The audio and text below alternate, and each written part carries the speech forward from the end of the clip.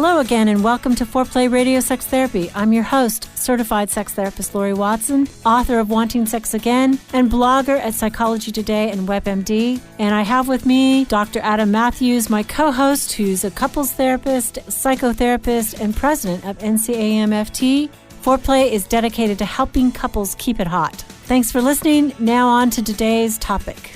Uberlube is sponsoring us today. It's a vegan-friendly, cruelty-free personal lubricant, silicone-based, no glycerin, no parabens, really important, no scents, no flavors, and it's the next best thing to your skin. Uberlube.com, U-B-E-R lube.com. Adam, what are we doing today? It's Mailbag Day, Lori. Yay! I love Mailbag Days. Mailbag Days are so fun. We love hearing from you. So many ways to get in contact with us: Instagram, Facebook, email. Send us your questions. We love getting them from you. And we have a phone number. I mean, we would love to have you on air. Yeah, send us if you're willing to do that. Send us that information. We'd love to get a time to get you on. We have a couple really interesting ones today, Lori. So the first one is from Christine, who says, I'm struggling with desire and feel like my libido has been low for a while. My boyfriend is suggesting using marijuana to increase that, but I'm really hesitant. What are your thoughts about the use of marijuana to increase desire and libido? What do you think about pot and sex, Lori? Well, obviously, it's now legal in several states, right? Right. And so I think that, the truth is it is an aphrodisiac. People who use it more often than not do feel some sense of increased desire. They feel horny. I think the truth is, just in terms of a compound, is that it can really help with that. Yeah. I think that some of the issues are, people worry about all kinds of problems with marijuana. There's a lot of political issues with that. But in terms of pure use for sex, I think it probably will increase her desire, loosen her inhibitions, and potentially make her enjoy it more. I have talked to a number of patients who have tried this, and they've had better orgasms, they report. One woman who has low libido for a long period of time tried it, I think, in a Rice Krispie square. Nice. And, had the best sex night of her life. Sex like 3 times that night, and was wild and waking her husband up and was uninhibited, and kind of decided that I think she was not in the right state, but she thought, every once in a while I'm going to cross state lines. We're going to go to a hotel and use that. And, I can see that for a honeymoon sort of effect, that was a really positive thing for her to also see herself in that let loose state. Yeah, I think was positive. Yeah, I think there is to me, it's similar. We recently did one on alcohol and sex as well. It seems like it would fall similar into the pros and cons, that there's going to be some pros. Sure. There's also going to be some cons to it that you'd have to be aware of, and be okay with those. Right, because it could make you want to eat the whole pan of Rice Krispies, right? Gives you the munchies. And there are problems with it, low motivation, and the data is not completely complete in what it does to us. But as an occasional thing in this woman, I think she's in Denver, right? So it is legal there, and I think she should, if she can feel comfortable with it and feel safe with it, that might be an adequate solution. I also think, for my breast cancer patients, breast cancer is a wicked disease, and many of them have been prescribed marijuana for pain relief with the treatments and things. But I've also talked to breast cancer survivors who use it to create desire. And the cool thing about it, in some of them, is it reduces pain. So, they're having trouble with lubrication, and somehow or another the pot kind of overrides that. And there's no data on this. This is not a study. This is just maybe anecdotal. But I have had patients use it and have real success when whatever problem, with chemotherapy and things, that they just feel no desire and they are having sexual pain problems. Yeah. So it's another thing to think about. Yeah. And for Christine here, I do think one of the things that I'd just be cautious about is that she doesn't feel pressured to use it, right. or to do We're something not saying, that she's not, if she feels that she's not cool with, and that it doesn't, again, to me, that it doesn't become something that you're doing every single time to increase desire, right? That it's not something you're becoming dependent on as a prerequisite to sex. Yeah, as like a honeymoon experience, I think sometimes, especially this is a young woman, so probably hormonally she's replete. That means she's full of hormones still. So there's something else going on, probably more about inhibition than actually, a low hormone problem or something that would be causing low desire. So I think his suggestion sounds like he's hoping that once she gets over her inhibitions, sex will be easier, more free-flowing. Okay, good luck, you guys. Yeah, our next one comes from James. James writes, I love sexting with my wife, but she shows little interest. We have talked about it, and I have communicated to her that I love receiving messages and pictures of an adult nature, preferably her in the picture. At best, she will send something maybe a few times a year, and 99% of the time, it's after I have sent her something. I do send her romantic and intimate messages. I leave notes in her coffee cup, in her car, in her work bag, give her 2-hour massages without being asked. She never has to ask me to be romantic, as I know she desires it and love being surprised. Why won't she reciprocate with what I desire and need? This is one we hear a lot, Lori, or something very similar to that, and it's a cycle that a lot of couples fall into. Yeah, this is actually a dynamic, and we talk a lot about the pursuer-distancer dynamic, and this guy is a classic sexual pursuer. I mean, classic pursuers describe themselves as very giving, and their motive is truly to give and to get sexual. And there's nothing wrong with being a sexual pursuer, right? No, there isn't. But I can tell because what his report is that she's backing up. That she's withdrawing. She doesn't come toward him. And I think one of the things that pursuers don't see about themselves is the pressure that they build. Oftentimes they omit in these kinds of reports, and then their partner is there to tell me in the room, but they're angry, they're pouting, they're complaining, they're criticizing me for not doing enough. I never feel like I'm enough. There is another side to this cycle. So I really want us to bear that in mind when we think about how do we get our partner to respond. If you are a sexual pursuer and, you're doing this thing, are there other reasons that she may not be responding? I mean, first of all, I'd love to know what she says. I think there's a couple things. Like when we talk about the sexual pursuer and withdrawer cycle, somebody in that cycle has to begin to do something different, right? Yeah. I mean, it's like dancing with your partner, and y'all have started to do just the same dance over and over and over again. At some point, somebody has to do something different, right? And so for him as the sexual pursuer, right, he has to look at ways that he is building that pressure and start to back off from that, right? Yeah, and pursuers often say, I'll just do nothing then. Oh, yeah. They kind of withdraw completely, and then they just become the withdrawer, and that's not it. Yeah, that's not it at all.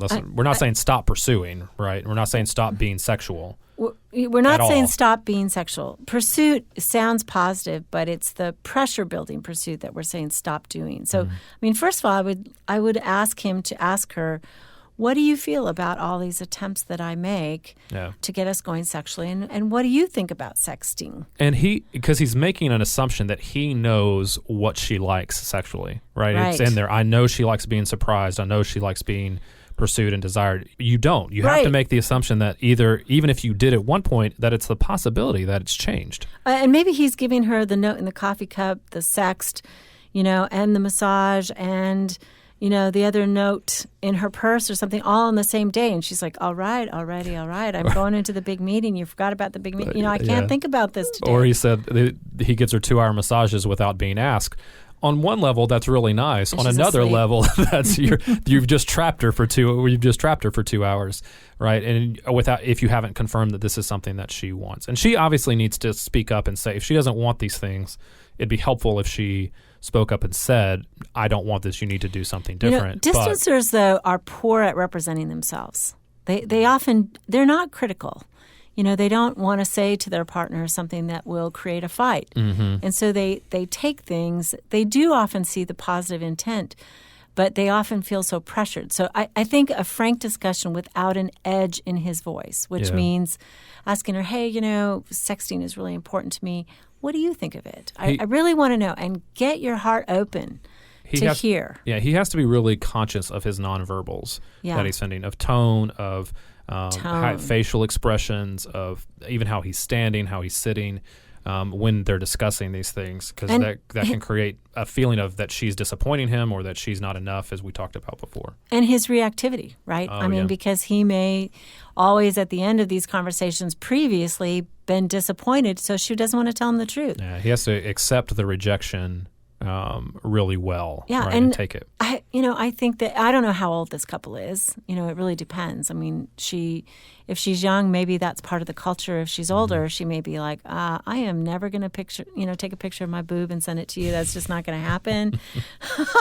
And she may just feel like, no, that's not who I am. I don't want to do that. I don't want it, in some sort of form that, I would feel vulnerable about, right? Right. Yeah, so break that cycle, James. If that's what you find yourself caught up in, our recommendation is to break that cycle. Have a frank talk. Still be curious, right? Be open to that she may want things that are not happening or that you don't know as much, and give that a try. Let us hear how it goes. Yeah. All right. We're going to be back after the break with more mailbag questions.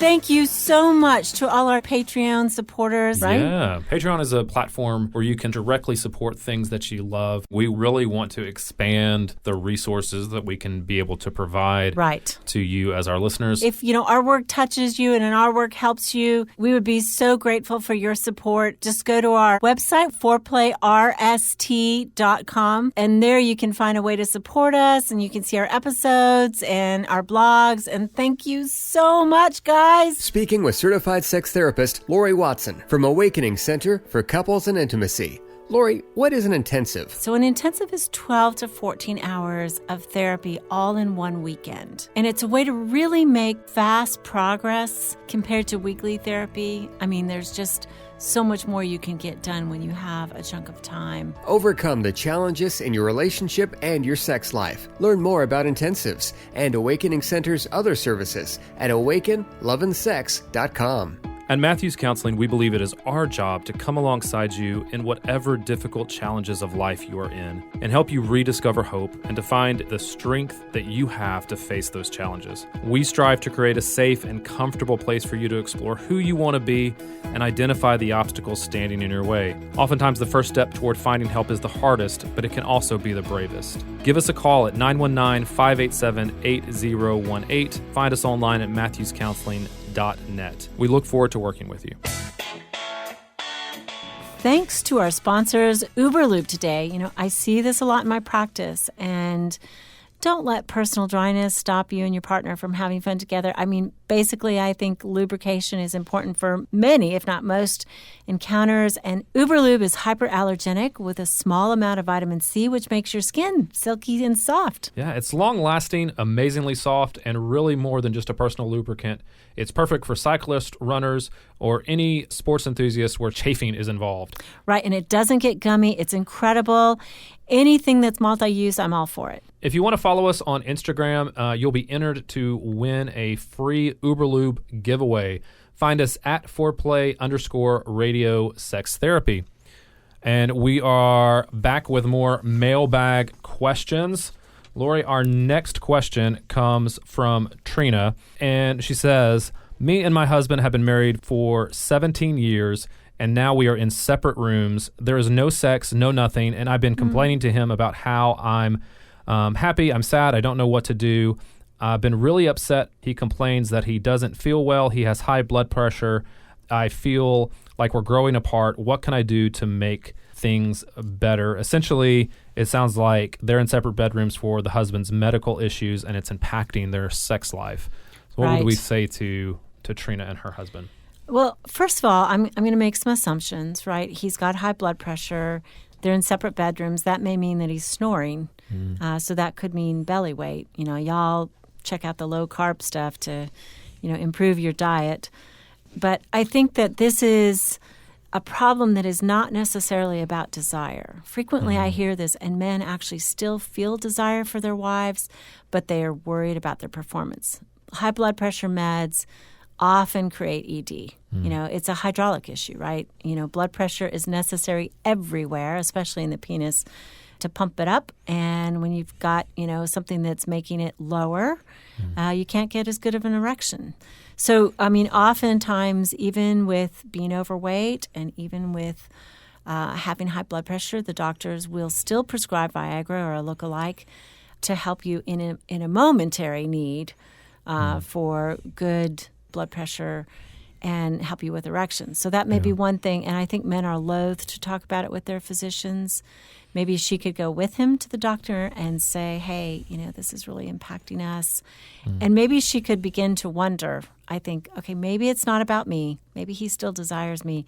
But men are so wrapped up in their performance anxiety, especially at this age and stage. Yeah, he may just not be talking about it with her, right? He may know that it's happening and not even want to engage in anything sexual because of that. So broaching that carefully and sensitively could be something that they could start to explore. And she's right to be frustrated, and she's right to press the point, but she sounds like she's coming at it from a sexual pursuer vantage point as well. She's starting to complain, and most of the time men hear that is, I'm not performing well enough. I'm not getting good enough erections. I'm not pleasing her sexually. When really what she's saying is, I want to still be sexual.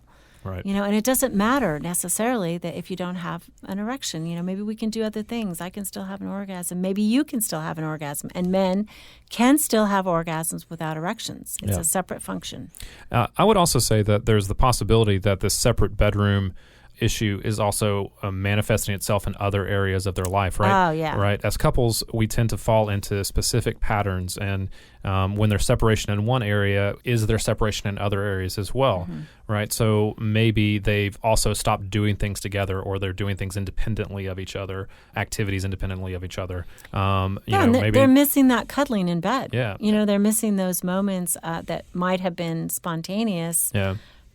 To actually start sex. Yeah, and my grandparents actually fell into this pattern a lot. I saw this with them. They were sleeping in separate bedrooms toward the end of their life for medical reasons as well. And Grandma told you this, that she wasn't having sex with Grandpa? She did not tell me this. Okay. But this was the assumption was that I assumed that they were not doing this.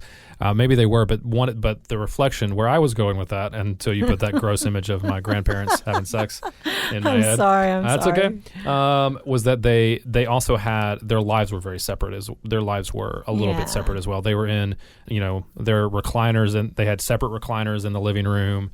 They ate separately from each other. There was other areas where they were separate in their lives as well. And so one possibility that I think Trina can explore here is to begin to make sure that they're aligned in their lives outside of the bedroom as well. Yeah, and I think she's feeling separate, right? This is part of her dismay about this whole thing. And I feel for you. I think get medical help. Talk about it frankly. Ask him maybe, are you feeling that it's about that you're not pleasing me because your erection is not strong? Is that what it is? Because I'm feeling not pleased because you're not initiating sex with me. Yeah. So that needs to be changed. Okay, what else have we got? All right. We have got one from Howard as well, where he says, how can I get my wife to stop belittling me? I'm looking for approval from others and want to break the cycle.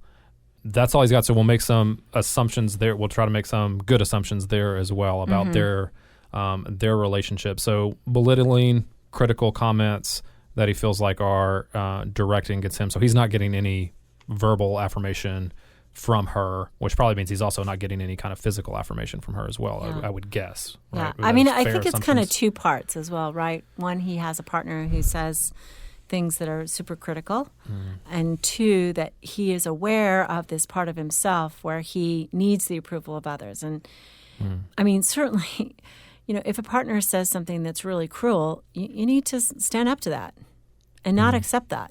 That's crazy.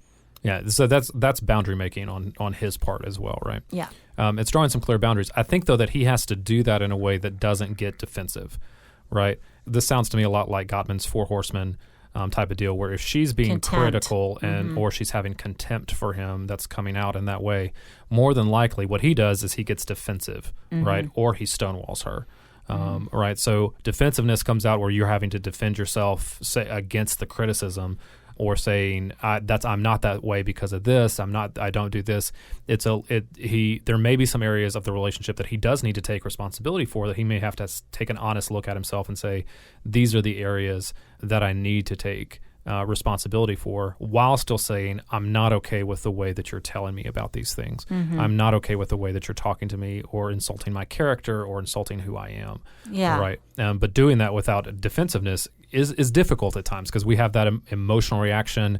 We can get flooded. We can get our heart rate can go up, and we feel like we have to fight back hard against that criticism. Flight or fight. We want to either withdraw or we want to attack back, and neither of those are productive. But I think drawing our partner's attention to it is like, ouch. I mean, there was a time in my life, I had several friends who kept saying things to me that were hurtful, and I just committed to saying ouch.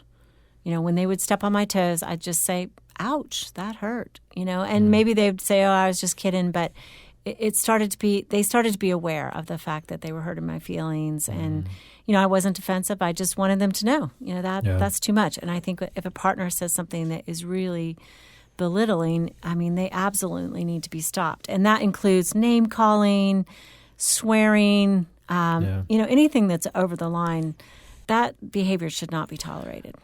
I agree with that, Lori, absolutely. I think one of the things, and you can hear this in the way that he asked this question, is making the assumption that if I do these things, they're automatically going to stop. And I think we cannot change our partner's reactions. He is not going to get her to do something different. All he can do is do what you said, which is continually draw that boundary and say, this is not okay with me, right? I don't want to be talked to in this way. This is hurtful, right? And continues to draw those boundaries with his spouse, because I think if he is doing it out of the motivation to get her to do something different, most of the time he's going to fail, right? Because when we try to make moves that makes our partner do something different or get them to move, most of the time that can really backfire in our faces, as opposed to just drawing a clear boundary. Let's talk a minute about this. I need people's approval. So this is a trap, right, for all of us. I was just listening to Tara Brach last night, who's this fabulous speaker about mindfulness, and she was talking about how it's a real trap in our life if we need the approval of others, because we are then dependent on somebody else, saying we're okay. We have to find an inner place that says, I'm doing the best job I can. I am okay. And this guy, I mean, it's a two-part thing, right? Yeah. He desperately needs approval, and he's married to somebody who's belittling. Yeah, that's problematic. So he has to probably do his own therapy in terms of becoming stronger internally, and be loving to himself. Yeah, and it's such a catch-22, I think, for people that are caught in situations like this, because he's not responsible for the belittling comments, right? He's not causing the belittling comments or the criticism, but the only thing that he can do is do what you're saying, is working on himself and finding the areas that he can get stronger and he can get better for himself. Although sometimes I think, if a person is really obnoxious and says something, I mean, their partner needs to say, you know what, I need a break from you this afternoon. I'm going to go off and do my own thing. That was over the line. That's too much. You need to apologize. You need to take that back. And we need to stop this. I'm not going to put up with it. Yeah, I mean, they absolutely. really have to be firm. Yeah, but that's self-work. A lot of people that's really difficult for a lot of people. Yeah, it may be difficult for him, because it's I can't, I need her so much. I need her to like me. I need her to approve of me. I it's just a sense of need. I can't set a firm boundary. Yeah. That's a toxic cycle. Well, so good luck, Howard, drawing those boundaries. Hope that was helpful.